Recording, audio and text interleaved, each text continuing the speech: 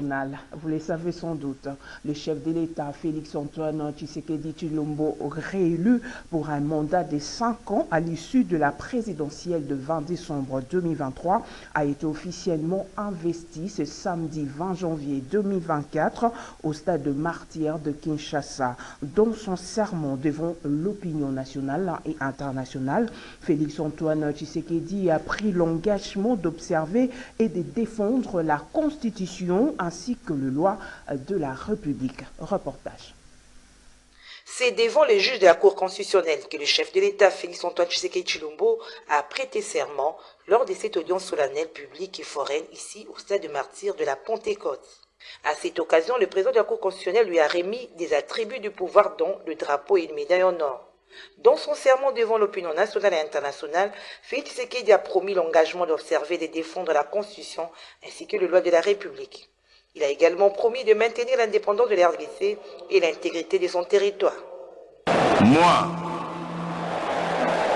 Monsieur Tshisekedi Tshilombo Félix-Antoine, élu président de la République démocratique du Congo, je jure solennellement devant Dieu et la nation d'observer et de défendre la Constitution et les lois de la République, de maintenir son indépendance et l'intégrité de son territoire, de sauvegarder l'unité nationale, de ne me laisser guider que par l'intérêt général et le respect des droits de la personne humaine, de consacrer toutes mes forces à la promotion du bien commun et de la paix, de remplir loyalement et en fidèle serviteur du peuple les hautes fonctions qui me sont confiées. La Cour prend acte de votre prestation de serment en qualité de président de la République démocratique du Congo. Toutes nos félicitations. Merci. Au total, 18 chefs d'État ont marqué leur présence pour cette cérémonie, ce qui représente plus d'un tiers des dirigeants du continent. Brice Oligui Nguema du Gabon, le Sénégalais Macky Sall, le Kenyan William Ruto, les Zimbabwéens Emerson Mnangagwa, le Sud-Africain Cyril Ramaphosa, le Burundais Evariste Ndayishimiye, Principe Carlos Villanova de Sao Tomé, le Zambien Hakainde Hichilema, le Malawite Lazarus Chakwera, le Bissau-Guinéen Ambalo Sisolo Umaru, le Tchadien Mahamat Idriss Déby, le Ghanéen Nana Addo Akufo, le Congolais Denis Sassou Nguesso et le Kenyan Ruto et l'Angolais Joao Lourenço. Dans son discours d'investiture, le chef de l'État Félix-Antoine Tshisekedi Tshilombo a dévoilé les 6 objectifs de son nouveau quinquennat, entre autres la stabilisation de taux d'échange, la création des emplois, la protection du pouvoir d'achat des ménages. Autres détails dans ces reportages. Dans son discours d'investiture prononcé au stade de Martyrs, le président de la République Félix-Antoine Tshisekedi Tshilombo a fait part des objectifs de son nouveau quinquennat. Premièrement, de créer plus d'emplois en accélérant la promotion de l'entrepreneuriat, notamment celui des jeunes, et au moyen d'une approche volontariste inspirée de nos réalités sociétales.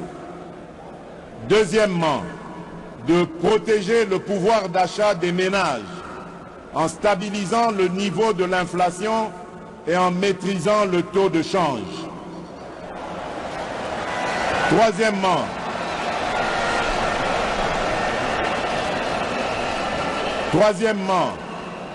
d'assurer avec beaucoup plus d'efficacité la sécurité de nos populations, de notre territoire, de nos biens ainsi que la préservation de nos intérêts. Au moyen d'une restructuration profonde de notre appareil de sécurité et de défense et par la poursuite du renforcement de notre diplomatie. Quatrièmement, de poursuivre la diversification de notre économie et d'accroître sa compétitivité en optant pour la transformation de nos produits agricoles et miniers bruts sur notre sol. Cinquièmement, de garantir plus d'accès aux services de base en veillant à l'extension des programmes tels que ceux de la couverture santé universelle, de la gratuité de l'enseignement et du PDL 145 territoires. Et enfin, sixièmement, de renforcer l'efficacité de nos services publics.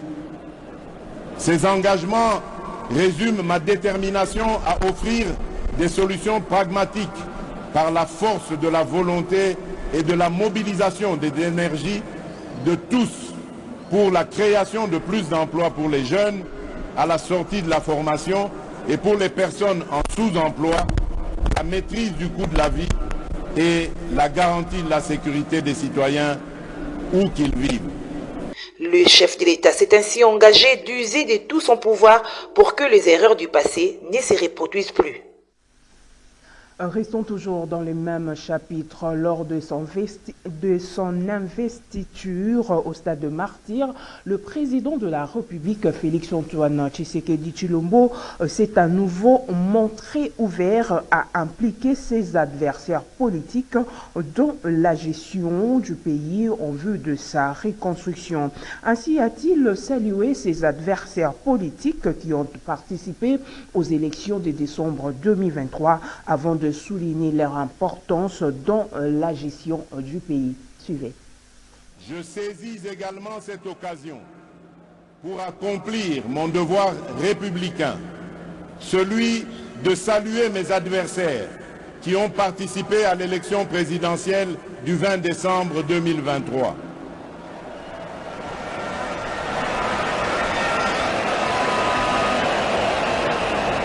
Ne dit-on pas que plus le combat est dur, plus la victoire est belle?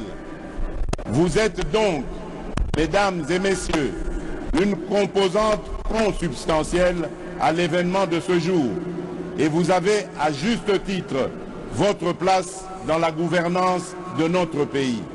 En ma qualité de garant de la cohésion nationale, j'y veillerai, au même titre que j'exhorterai au Parlement d'assurer l'effectivité du rôle de porte-parole de l'opposition que cette dernière voudra bien désigner conformément à la Constitution.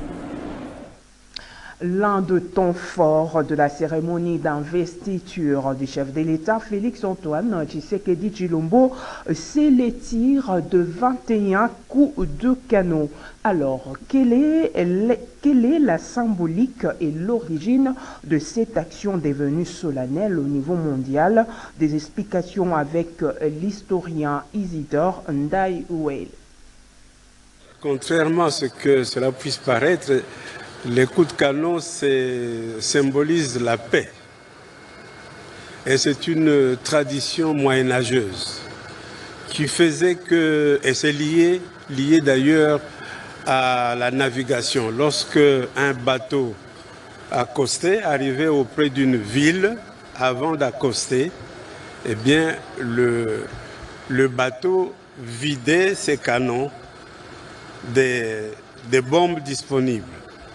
Et comme il y avait habituellement 7 canons, le bateau tirait 7. Finalement, 7 bombes, signifiant qu'il n'y avait plus rien. Mais lorsqu'on a amélioré la navigation, finalement, chaque canon tirait 3 balles, ce qui faisait 3 bombes. 3 bombes fois 7, ça faisait 21.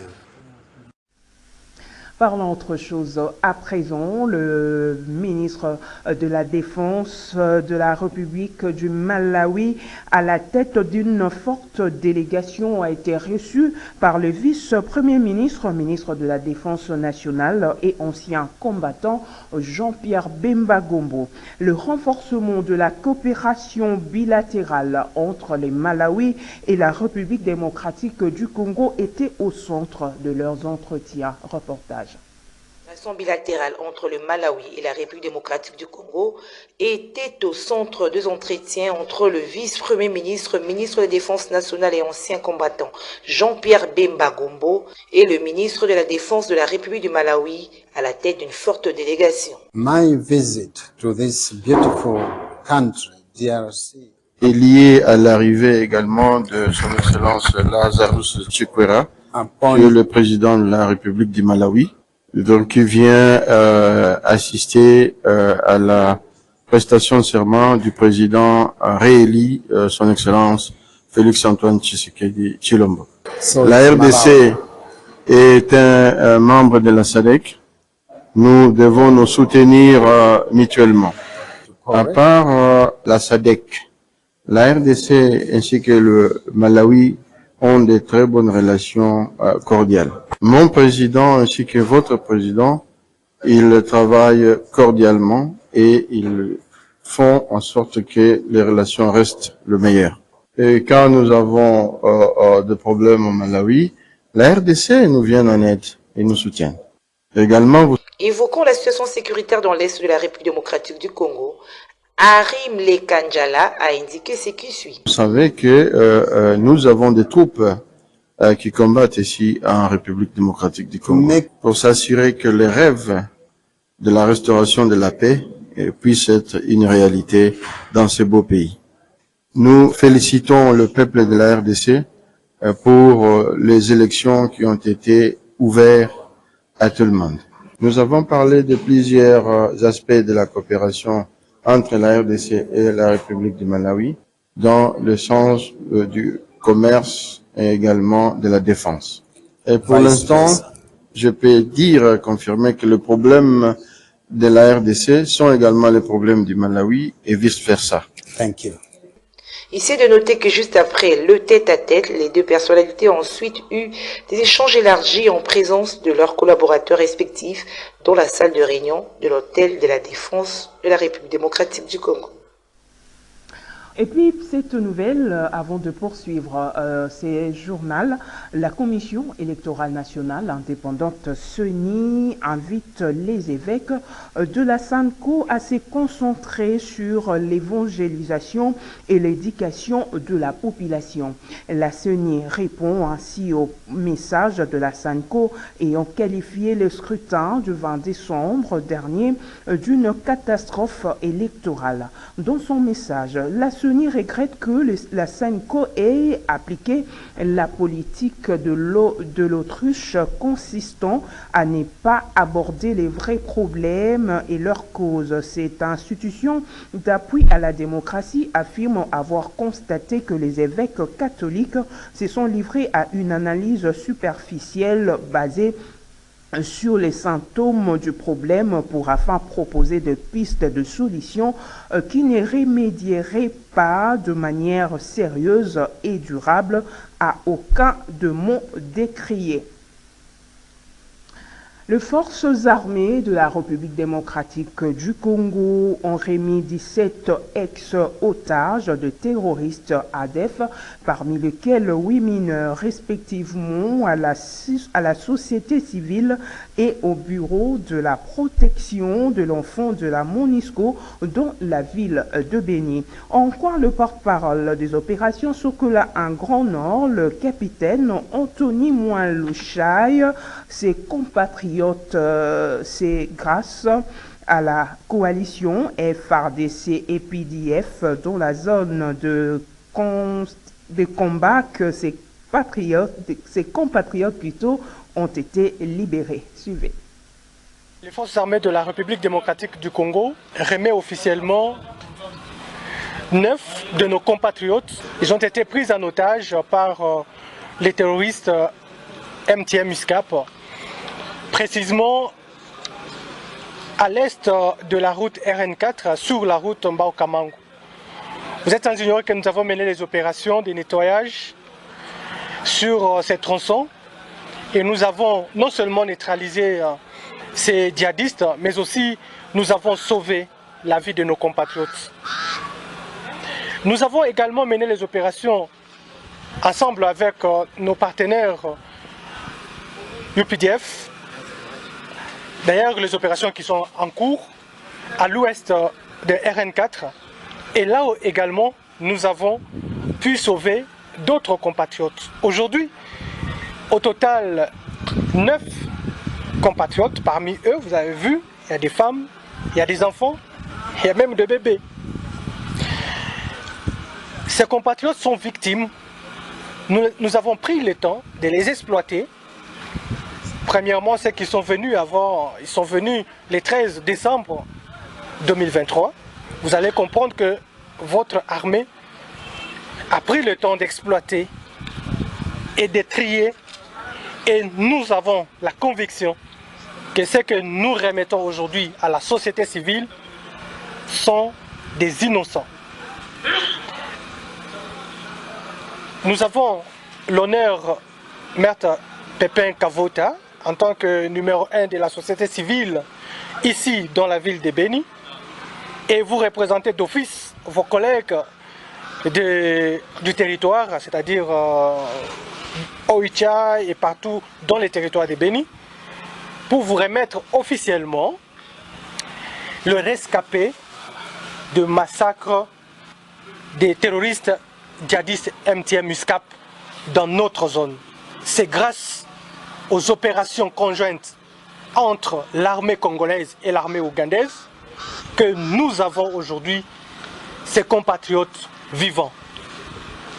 Je vous remets officiellement et nous pensons que c'est entre les bonnes mains et que vous allez, en tant que société, vous allez prendre soin de ces victimes pour leur retour dans leurs familles respectives et qu'ils continuent à non seulement collaborer avec l'armée pour le retour efficace de la paix, mais aussi de continuer à sensibiliser certains de nos compatriotes qui n'acceptent pas malheureusement jusqu'à aujourd'hui que les ADF existent. Ce sont des témoins vivants, ils ont des histoires parce que chaque rescapé est une histoire. Et si aujourd'hui nous vous donnons 9 rescapés, c'est-à-dire vous avez 9 témoignages et 9 histoires à raconter dans le milieu respectif. Les personnes vivant avec handicap réunies au sein de la Fédération nationale des associations de personnes vivant avec handicap du Congo a clôturé son deuxième conclave politique de personnes vivant avec handicap. Plusieurs recommandations ont été formulées allant dans le sens de l'amélioration de leurs conditions de vie. Un reportage de Gisèle Etoko et d'Edi Mujinga. Personne vivant avec handicap, lève-toi, prends ton destin et marche. Après 2 jours de conclave politique des personnes vivant avec handicap, les participants ont formulé les résolutions suivantes après une observation minutieuse de la gouvernance du pays sur le handicap. Après une observation minutieuse de la gouvernance du pays sur le handicap, il se dégage les constats ci-après. En dépit de la création du ministère délégué de personnes vivant avec handicap et autres personnes vulnérables, le gouvernement congolais ne démontre pas une volonté avérée de résoudre les problèmes de personnes en situation de handicap, aussi d'améliorer leurs conditions de vie. Les délégués au deuxième conclave politique de personnes vivant avec handicap ont constaté aussi que le gouvernement de la République n'a pas pris des initiatives et actions concrètes pour assurer l'emploi aux personnes vivant avec handicap sur toute l'étendue de la République démocratique du Congo. D'instruire au gouvernement et au Premier ministre chef du gouvernement d'amorcer des projets à court, moyen et long terme pour l'autoprise en charge des personnes vivant avec handicap, notamment la réhabilitation de la construction de nouveaux centres de formation et des centres d'hébergement de ces dernières. Que le ministère en charge des personnes vivant avec handicap soit rattaché auprès du président de la République, chef de l'État, dans le prochain gouvernement. Au Premier ministre, chef du gouvernement, de réserver un quota de 5% de personnes vivant avec handicap à la désignation et à la nomination de membres du prochain gouvernement de la République démocratique du Congo. Ainsi, en vue d'arriver à la participation politique et à une amélioration des conditions de vie des personnes vivant avec handicap en RDC, la Fédération nationale des associations des personnes vivant avec handicap du Congo formule les recommandations ci-après. Au gouvernement et aux parlements provinciaux de voter un édit ou une loi provinciale portant promotion et protection des droits des personnes vivant avec handicap dans chaque province en tenant compte des réalités ci-après, de mettre en place un programme provincial de prise en charge des policiers et les militaires amputés devenus personnes vivant avec handicap et qui sont devenus les mendiants faisant la honte de la République démocratique du Congo. Parti politique et regroupement politique. Dénommer les personnes vivant avec handicap dans les postes de décision de partis et regroupements politiques au niveau national, provincial et local. Promouvoir l'implication et la participation des personnes avec handicap dans toutes les questions et les forums d'intérêt national. Notez que l'organisation du 3e conclave politique des personnes vivant avec handicap se tiendra au mois d'avril prochain dans la ville de Boma, au Congo central. Parlons éducation à présent avant de nous séparer. Après 3 années des fermetures, les portes de home de l'université de Kinshasa ont été ouvertes de suite de travaux effectués sur place. Le maître d'ouvrage, c'est l'entreprise MEMA et son directeur général, Jacques Mabaya, revient ici sur les innovations apportées. Il est au micro de Doudou Montiri et Moron Djambé. En tout cas, je crois que les innovations sont toujours quelque chose de bien, mais elles apportent aussi certaines règles qui sont au début difficiles à accepter. Parce qu'aujourd'hui, je vais vous donner un exemple. Il était facile à un étudiant de pouvoir entrer dans la chambre d'un autre étudiant, entrer dans le bâtiment et si pas faire beaucoup d'autres choses. Mais aujourd'hui, parmi les innovations que nous avons apportées, donc seul l'étudiant qui loge dans le bâtiment ou dans le home a accès à ce bâtiment-là et à ce home-là. Donc, tout visiteur a l'obligation de s'arrêter en dehors du bâtiment où logent les étudiants, au risque pour l'étudiant de perdre son logement. C'est certes des décisions fortes, mais pour pouvoir tenir aux engagements et aux devoirs que MEMA a vis-à-vis du gouvernement congolais, nous sommes dans l'obligation de restreindre l'accès au home pour que cela puisse être maintenu dans l'état que nous avons aujourd'hui. En tout cas, je voudrais épingler l'aspect que vous avez soulevé tout à l'heure. Effectivement, au-delà de la sécurité dans les portes qui s'ouvrent seulement par empreinte digitale de l'étudiant qui loge, mais nous avons aussi des caméras de surveillance dans tous les homes, dans les couloirs et en dehors des homes. Ça nous permet de pouvoir surveiller les étudiants et suivre l'évolution des étudiants et leur vie dans les bâtiments. Mais au-delà de ça, comme l'a dit tout à l'heure le recteur, Monsieur Jean-Marie Kayembe, aujourd'hui, nous avons une demande du recteur de prendre en compte les étudiants dans l'emploi que nous créons chaque jour au fur et à mesure que les étudiants vont commencer à loger, il y aura de l'emploi et que les premiers bénéficiaires de ces emplois soient les étudiants. Aujourd'hui, je vous dis, je veux déjà vous informer que nous avons déjà pris un peu en avance le recteur. Donc aujourd'hui, parmi les agents de MEMA, ce sont des étudiants de l'UNIKIN qui viennent de terminer cette année. Nous avons déjà engagé des étudiants. Le responsable du service environnement est un étudiant qui est sorti de l'université de Kinshasa. Et donc, voilà, nous sommes déjà en train d'appliquer la volonté et le désir du recteur de l'université de Kinshasa. Ce journal est terminé, mesdames, messieurs. Merci de votre aimable attention et excellent